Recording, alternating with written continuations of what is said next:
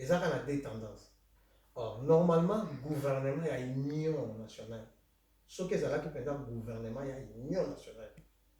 Parce que, avant tout ce monde, on a maire tel socialiste, maire tel, azan a tendance politique. Mais pas dans bicho, quand des partis ont déjà convenu, des tendances politiques. FCC n'a cache. Donc, tout ce monde a dit non. Tout le gouvernement a union nationale, tout le gouvernement a coalition. Gouvernement, il y a alliance, mon pays salem. Si quoi, tendance politique, il y a des alliances, c'est à mon côté. Tendance politique, il y a cash, et ça, tendance politique, il y a FCC.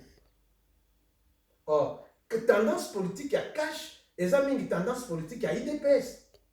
Oh, et ça, que non, bango, donc, IDPS, c'est vraiment dans kala, paix à son âme, le fait, papa, et tu sais qu'elle dit, Abunda, Otobengi, Lelo Félix, Azo Banda, Kokote, c'est la vie, c'est ça, état de droit.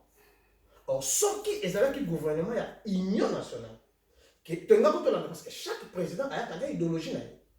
Gouvernement, il y a union nationale. Et il y a une idéologie, il y a notre excellent président Félix Tshisekedi. Antoine. Mais idéologie, le gouvernement a union nationale. Et je m'en a pensé. Parce que, selon moi, je la canisse na makanisi kaka oyo ya président Félix mais le Congolais mokota na kanga malibanda na raison.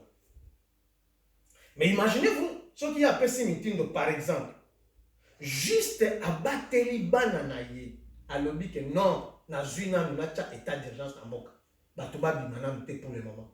Mais au moins le problème est lié. C'est parce que tendance naie bazo comprendre yango. Les Congolais bakangami na mboka parce qu'il n'y a pas un bon gouvernement. Il y a un bon président, mais il n'y a pas un bon gouvernement. Voilà, ça selon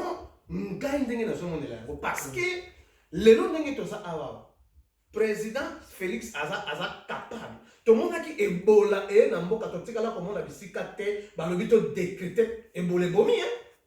Na Congo Covid-19 bomi Ebola sasi. Mais Totikala koyo kam ngana tika moi je parle d'abord individuellement. Je n'ai pas vu là où le président qui était là et le gouvernement qui était là a décrété, par exemple, même une journée que les gens puissent se faire penser à ça. Mais le président Félix a dit tout maintenant, nous pouvons pour te dire à ceux qui ont confiné Gombe Mobimba, par exemple, parce que les étrangers, de façon que nous connaissons la propager.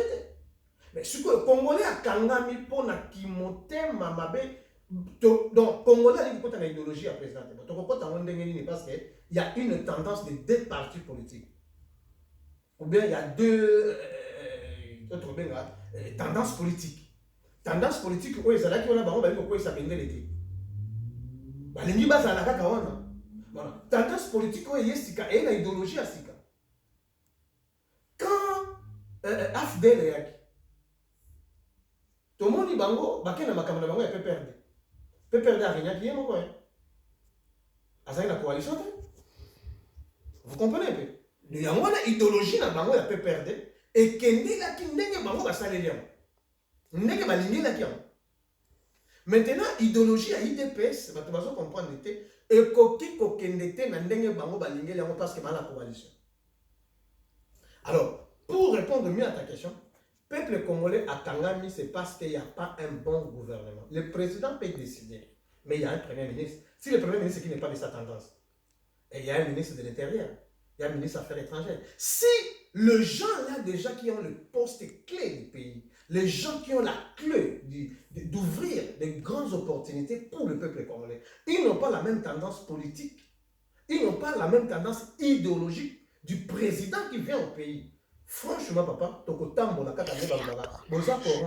vous allez commencer à tourner vers un rond-point et qui va aboutir à rien. Preuve année que le président il a déjà dans la deuxième année, il y a un mandat, mais il a besoin qu'il y ait des athées.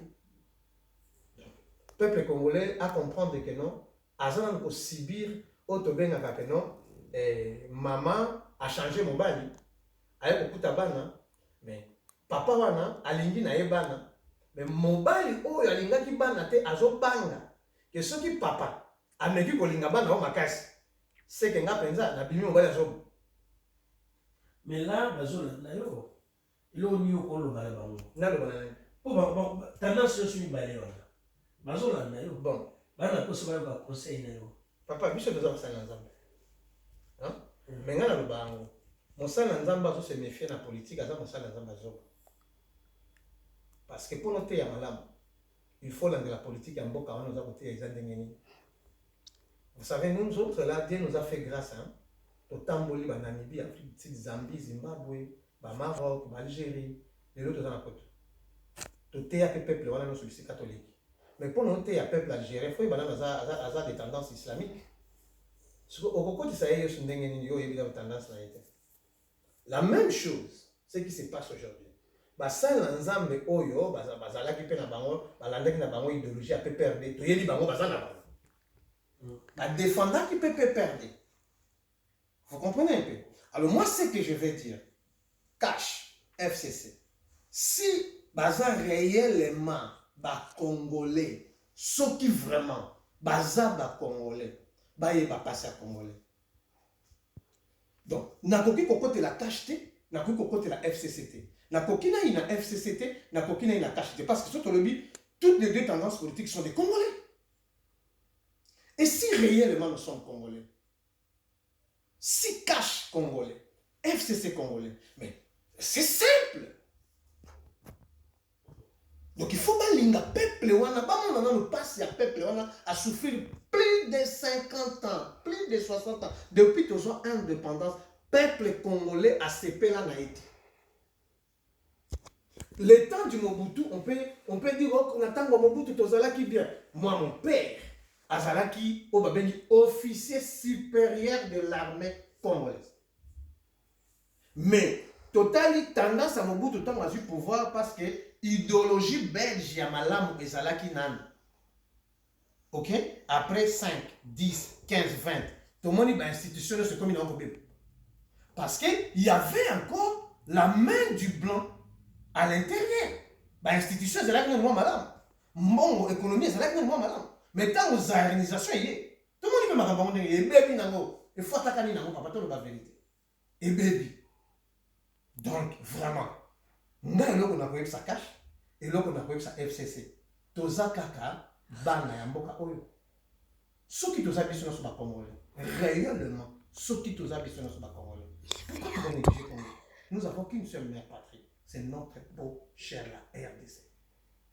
Biso ba misusu oyo batata bazalaka pe na mbongo. Bozola la pena bagarde du corps na ndako.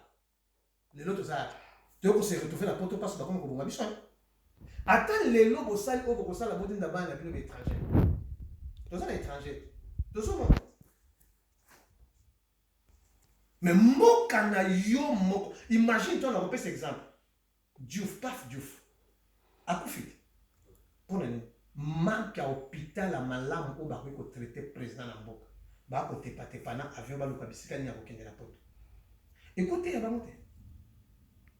Lelo toza na COVID-19. Ce qui est indi ah président Facha vous avion na poto ten.